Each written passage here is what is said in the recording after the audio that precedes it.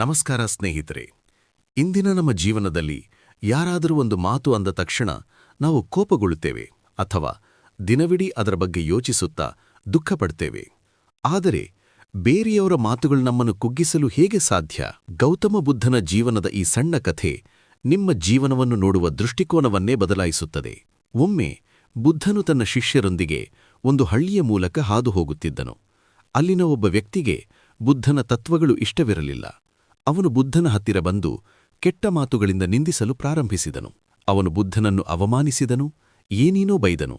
ಆದರೆ ಬುದ್ಧ ಮಾತ್ರ ಶಾಂತವಾಗಿ ಮಂದಹಾಸದಿಂದ ಎಲ್ಲವನ್ನೂ ಕೇಳಿಸಿಕೊಳ್ಳುತ್ತಿದ್ದರು.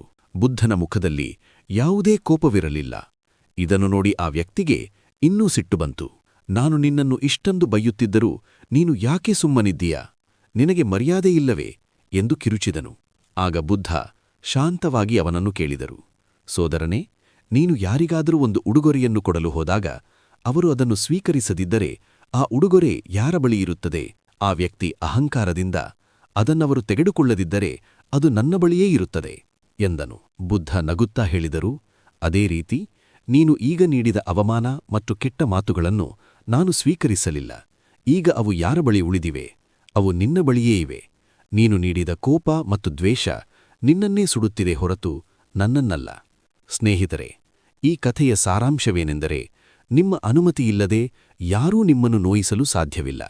ಬೇರೆಯವರು ನೀಡುವ ನಕಾರಾತ್ಮಕತೆಯನ್ನು ಸ್ವೀಕರಿಸುವುದು ಅಥವಾ ಬಿಡುವುದು ನಿಮ್ಮ ಕೈಯಲ್ಲಿದೆ.